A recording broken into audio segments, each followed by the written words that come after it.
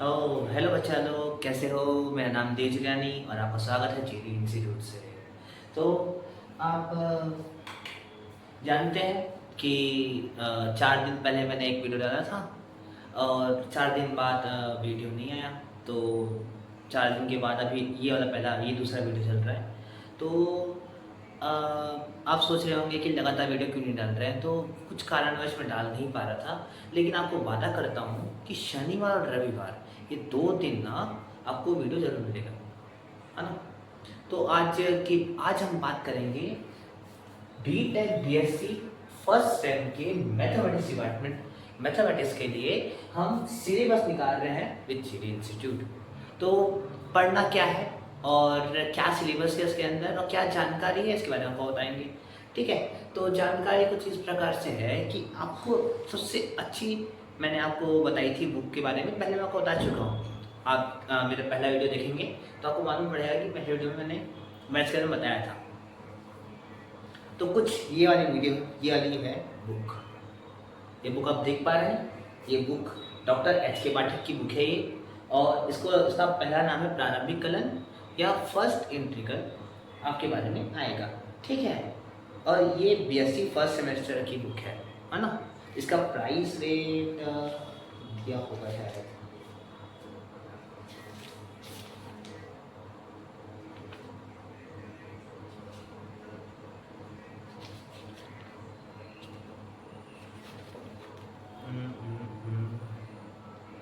इसे प्राइस से दिखा नहीं रहा, लेकिन करीब 200-250 के आसपास ही आ जाएगी। ठीक है, और 200-250 के आसपास इसको आप ले सकते हैं और बहुत अच्छी बुक है। ठीक है, इसी से फर्स्ट सेमेस्टर की पढ़ाई ज़्यादा अच्छे से होगी। ठीक है, और इसको अच्छे से पढ़ेंगे तो आपको और फ़ायदा मिलेगा, है ना। इसके जो सिलेबस है मैं आपको सिलेबस बता देता हूँ कि सिलेबस में क्या क्या आने वाला है। ठीक है, हिंदी इंग्लिश दोनों में बताऊँगा। ठीक है, बात है भारतीय गणितों का योगदान और जीवनी।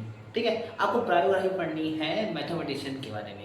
ठीक है, उससे पहले है कौन, आर्यभट्ट, बोधायन, ठीक है, कात्यायन और ब्रह्मगुप्त, महावीर, भास्कराचार्य आदि। ठीक है, बात है फिर अपन जैसे इस सिलेबस के हिसाब से मैं आपको टॉपिक भी भेज दूंगा, आपको इस टॉपिक का लिंक मिल जाएगा।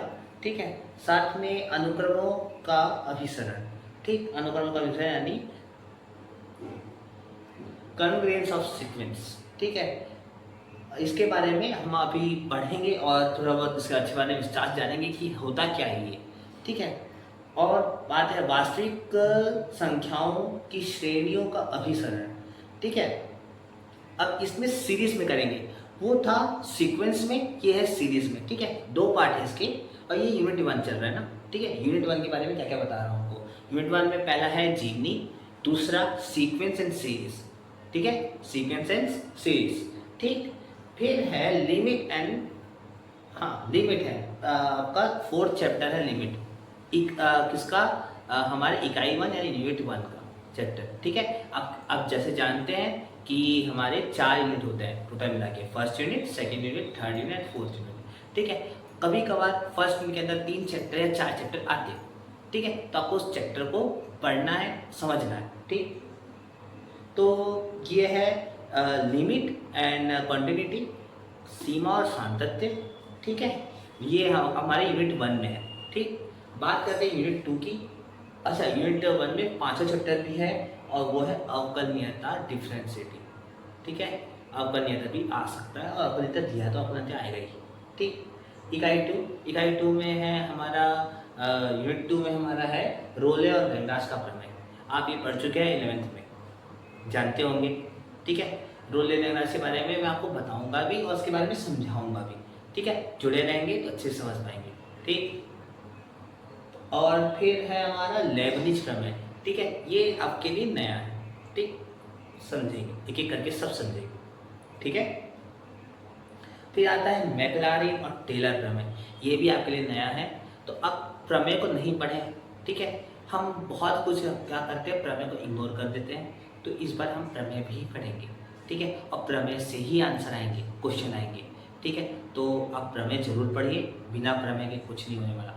ठीक, अब बात करते हैं यूनिट 3 की। यूनिट 3 में कर्वेचर, सबसे ज़्यादा टॉपिक में आने वाला ये टॉपिक है कर्वेचर। ठीक है। आपको कर्वेचर के पैराबोला और बहुत कुछ चीज़ें पढ़नी पड़ेगी, ठीक है, जो आप 11th में ऐसा थ्योरी करके छोड़ के आए हैं, ठीक है, थ्योरी समझ के छोड़ के आए हैं। अरे जानता हूँ भाई कि थ्योरी हमारे मैथमेटिक्स वाले बंदे नहीं पढ़ती। आई एम ए स्टूडेंट, मैं भी जानता हूँ, मैं भी एक स्टूडेंट हूँ, ठीक है। तो मैं सब जानता हूँ कि आप भी ये इसको इग्नोर करते आए हैं पहले से, ठीक है।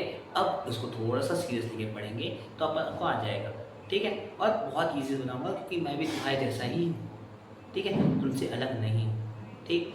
तो अब देखो बात करते हैं, उसके बाद है हमारा सामान्य बीजगणितीय वक्रों का अंतःस्पर्शी यानी asymptotes of general algebraic curve, ठीक है। आपको पढ़ना है एसिम्प्टोट्स के बारे में, ठीक है। एसिम्प्टोट्स आप पहले पहले जब थोड़ा बहुत 11th या 12th में मेरे ख्याल से पहला बोला था, तो 12th में आप एसिम्प्टोट्स के बारे में सुने थे, पढ़े नहीं थे, सुने थे, ठीक है। तो अब जो एसिम्प्टोट्स हैं वो कैसे निकाला जाता है उसका इजी टू इजी मेथड मैं आपको बताने वाला हूँ, ठीक है। जुड़े रहोगे, सब मालूम पड़ेगा, एक एक करके सब मालूम पड़ेगा। और ये मेरी गारंटी है कि शनिवार और रविवार जरूर आएगा आपके पास, एक ना एक वीडियो जरूर आएगा आपके पास सिलेबस, ठीक है। जुड़े रहो, ठीक, स्टे स्टे स्टे, ठीक। अब बात करते हैं चैप्टर नंबर 11, ये भी यूनिट 2 ही चल रहा है, ठीक है। याद रखना यूनिट 2 बहुत, ये थोड़ी सी बहुत मोटी कॉपी है, ठीक है। और यूनिट 2 आपको फर्स्ट सेमेस्टर में थोड़ी सी मोटी पढ़नी पड़ेगी, ठीक है। ये और मेरे ख्याल से थर्ड सेमेस्टर में आपको ज़्यादा पढ़ना पड़ सकता है, ठीक। बात करते हैं, फिर है अवतलता उत्तलता, ठीक है, नित परिवर्तन बिंदु से बहुल बिंदु तक, ठीक है। ये थोड़ा सा हाई कोर्स में है, मतलब आप इसको नहीं पढ़े हैं तो आपको ये नया ही है आपके लिए, ठीक है। तो आप चैप्टर देख के घबराएं नहीं, ठीक है। चैप्टर में जो आप पढ़े हैं वही है, जो 12th में 11th में पढ़े हैं वही है, बस थोड़ा सा डीप कॉन्सेप्ट है, ठीक है, उससे ज़्यादा कुछ नहीं है, ठीक। बात करते हैं वक्रों का अनुरेखण। आपने पढ़ा था मेरे ख्याल से टेंशन के बारे में पढ़ा होगा कि कोई चीज़ वक्र से छू के जाती है ना तो हमसे टेंशन बोलते हैं, और यही उसको प्रेजेंटेशन करने वाला है, इसी को हम वक्रों का अनुरेखण कहते हैं या ट्रेसिंग ऑफ कर्व कहते हैं। हम एक वक्र को ट्रेस करेंगे, कैसे कैसे उसको सॉल्व करते हैं, कैसे हम बनाएंगे, इसको हम सिखाएंगे आपको साथ में, ठीक। फिर बात आता है यूनिट, अच्छा सॉरी, यूनिट 2 में सिर्फ 2 ही है, मैं आपको बताना भूल गया।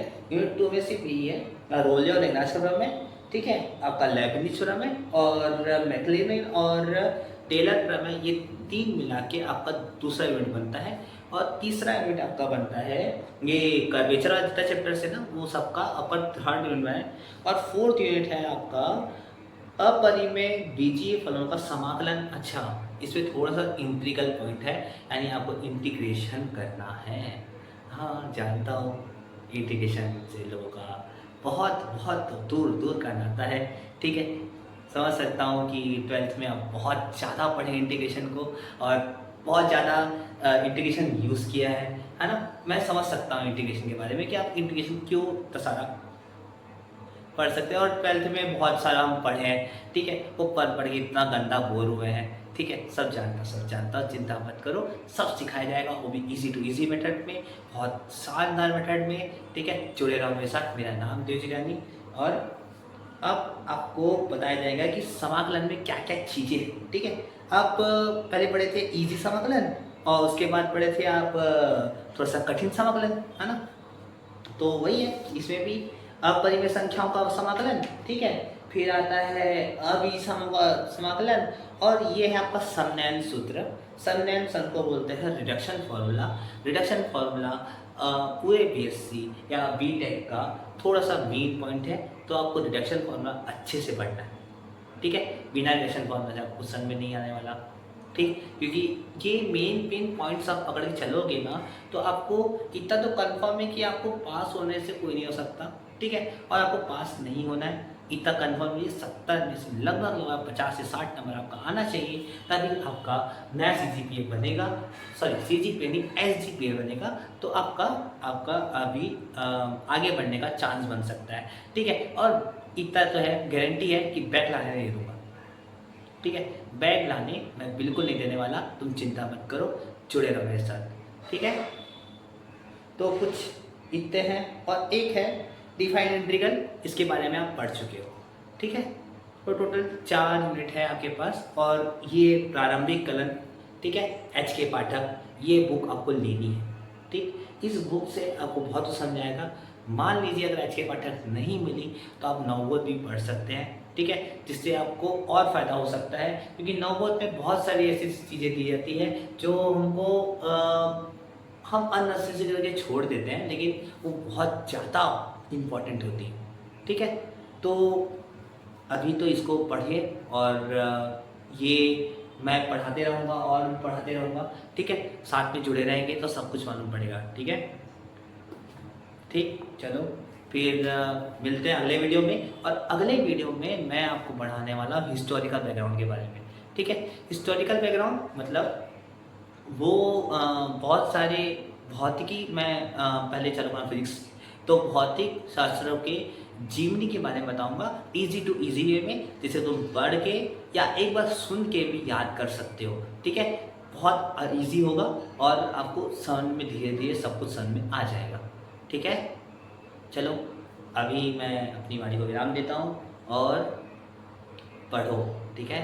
बिना पढ़े PSC या BTech निकालना पॉसिबल ही नहीं है, ठीक है। हम आप रील वील देख के टाइम वेस्ट करने से ज़्यादा अच्छा है कि 1 घंटा पढ़ के थोड़ा सा अपने आप को सुधारा जाए, ठीक।